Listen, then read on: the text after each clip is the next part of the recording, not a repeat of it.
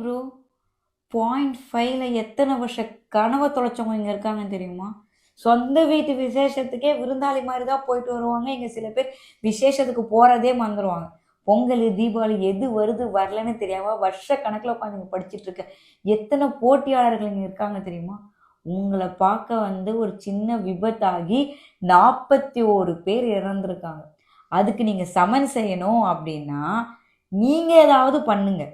அரசு வேலைன்றது இந்த வேர்டு வேறு யூஸ் பண்ணலாமான்னு தெரியல. ஒரு ஒரு புரோட்டோக்காலோடு இருக்கக்கூடிய ஒரு விஷயம். இடஒதுக்கீடு சம்மந்தப்பட்ட ஒரு விஷயம். அதுக்காக போராடிக்கிட்டு இருக்காங்க, ஃபைட் பண்ணிக்கிட்டு இருக்காங்க. எப்படி 100கணக்கான வேக்கன்ஸுக்கு லட்சக்கணக்கான பேர் போராடிக்கிட்டு இருக்காங்க. இப்போ இந்த 41 பேரோட இழப்புன்றது நான் ரொம்ப சின்ன விஷயமா நான் குறிப்பிட விரும்பலை. அதுக்கு சமன் செய்யணும்னா நீங்கள் அரசு சலுகைகள் கொடுங்க, இல்லை மாதம் மாதம் ஏதாவது மானியம் மாதிரி கொடுங்க, இல்லை வேறு ஏதாவது பொருட்கள் மூலிமா கொடுங்க.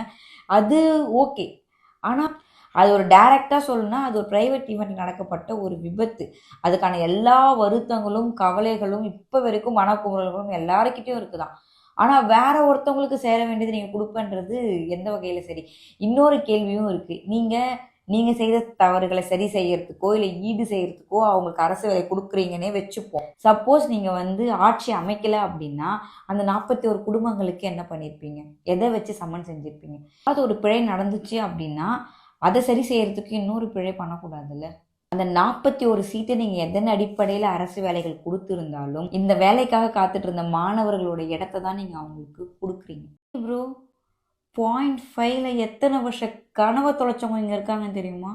சொந்த வீட்டு விசேஷத்துக்கே விருந்தாளி மாதிரி தான் போயிட்டு வருவாங்க. இங்கே சில பேர் விசேஷத்துக்கு போகிறதே மறந்துடுவாங்க. பொங்கல், தீபாவளி எது வருது வரலன்னு தெரியாமல் வருஷ கணக்கில் உட்காந்து இங்கே படிச்சுட்டு இருக்க எத்தனை போட்டியாளர்கள் இங்கே இருக்காங்க தெரியுமா? உங்களை பார்க்க ஒரு சின்ன விபத்தாகி 41 பேர் இறந்துருக்காங்க. அதுக்கு நீங்கள் சமன் செய்யணும் அப்படின்னா நீங்கள் ஏதாவது பண்ணுங்க. அரசு வேலைன்றது இந்த வேர்டு வேறு யூஸ் பண்ணலாமான்னு தெரியல. ஒரு ஒரு புரோட்டோக்காலோடு இருக்கக்கூடிய ஒரு விஷயம்.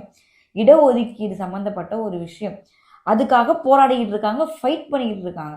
எப்படி 100கணக்கான வேக்கன்ஸுக்கு லட்சக்கணக்கான பேர் போராடிக்கிட்டு இருக்காங்க. இப்போ இந்த 41 பேரோட இழப்புன்றது நான் ரொம்ப சின்ன விஷயமா நான் குறிப்பிட விரும்பலை. அதுக்கு சமன் செய்யணும்னா நீங்கள் அரசு சலுகைகள் கொடுங்க, இல்லை மாதம் மாதம் ஏதாவது மானியம் மாதிரி கொடுங்க, இல்லை வேறு ஏதாவது பொருட்கள் மூலிமா கொடுங்க. அது ஓகே.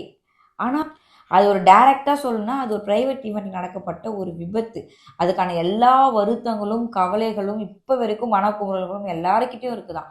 ஆனால் வேற ஒருத்தவங்களுக்கு சேர வேண்டியது நீங்கள் கொடுப்பன்றது எந்த வகையில் சரி? இன்னொரு கேள்வியும் இருக்குது.